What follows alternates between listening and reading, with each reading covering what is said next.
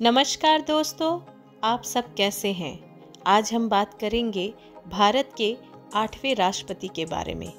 भारत देश के 8वें राष्ट्रपति आर वेंकट रमन एक भारतीय वकील, स्वतंत्रता संग्रामी और महान राजनेता रहे हैं, जिन्होंने देश की राजनीति को अपने जीवन के कई साल दिए।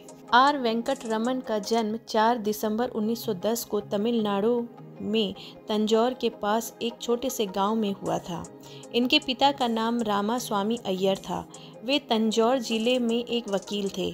आर वेंकट रमन ने अपनी प्रारंभिक शिक्षा मद्रास में पूरी की।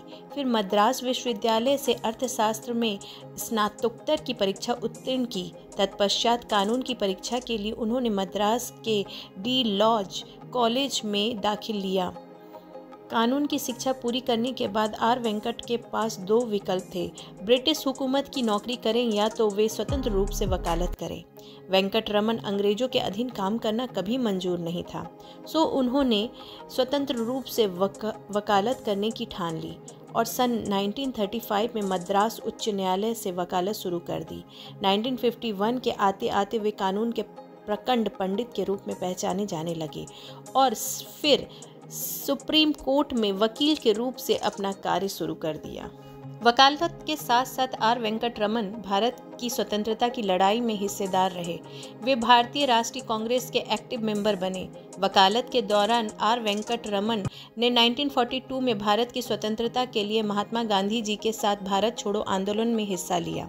अंग्रेज सरकार ने इन्हें गिरफ्तार कर लिया और इन्हें 2 साल कारावास की सजा सुनाई गई। 1944 में अपनी रिहाई के बाद वे फिर से अंग्रेजों के विरुद्ध आंदोलन में जुड़ गए। देश के प्रति उनका स्नेह अपार था। 1944 में ही उन्होंने तमिलनाडु कांग्रेस समिति में श्रमिक प्रभाव का गठन किया और प्रभारी के रूप में कार्यभार संभाला। थोड़े समय बाद ही वे ट्रेड यूनियन लीडर के रूप में स्थापित हो गए। श्रमिक एवं मजदूरों के लिए वे हमेशा काम करते थे। उनकी समस्याओं को दूर करना वेंकट रमन जी की पहली प्राथमिकता होती थी। वे आपसी बातचीत एवं तालमेल के समस्या को दूर करते थे। कोई और विकल्प न होने पर ही वे कानून का सहारा लेते थे और मजदूरों के हित के लिए लड़ते थे। 1949 में उन्होंने श्रमिक कानून पत्रिका शुरू की। स्वतंत्रता प्राप्ति के पश्चात वकालत में उनकी श्रेष्ठता एवं ज्ञान को देखते हुए भारत सरकार ने उन्हें देश के उत्कृष्ट वकीलों की टीम में स्थान दिया। सन 1947 से 1950 तक वे महाराष्ट्र बार एसोसिएशन के सचिव रहे। राजनीति में आते ही उन्होंने 1950 में स्वतंत्र भारत की अस्थायी सदस्यता का सदस्य बनाया गया। 1951 में उन्होंने सुप्रीम कोर्ट का वकील बनाकर कार्यभार संभाला।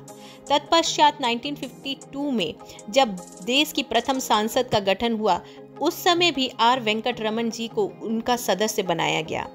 1957 तक वे इसके सदस्य रहे।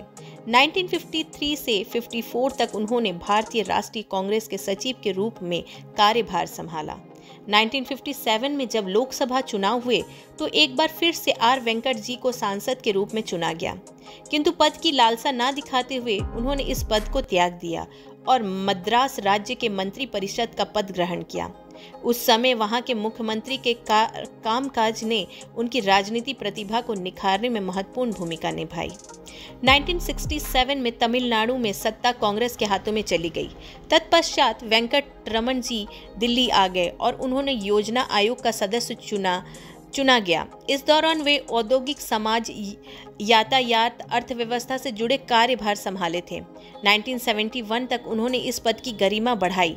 1980 में वे पुनः लोकसभा चुनाव जीते और सांसद बन गए।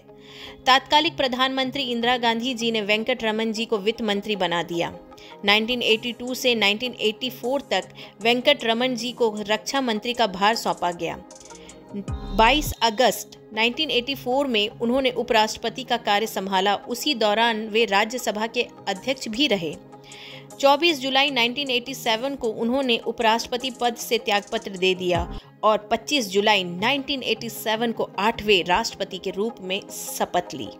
98 वर्ष की आयु में 27 जनवरी 1909 को एक लंबी बीमारी के चलते दिल्ली के आर्मी अस्पताल में रामास्वामी वेंकट रमन का निधन हो गया। तात्कालिक सरकार ने पूर्व राष्ट्रपति आर वेंकट रमन के सम्मान में 7 दिन का राष्ट्रीय शोक घोषित किया। वे अपने कार्य और दायित्व के प्रति बेहद संजीदा रहा करते थे। वे एक कुशल और परिपक्व राजनेता नहीं बल्कि बेहद सुलझे हुए और अच्छे इंसान भी थे। चलिए आपसे फिर मिलती हूँ किसी इंटेलिजेंट इन्फॉर्मेशन के साथ। अगर आपने अभी तक मेरे चैनल को सब्सक्राइब नहीं किया है तो प्लीज़ सब्सक्राइब कर दें और बेल आइकन को प्रेस करना बिल्कुल ना भूलें।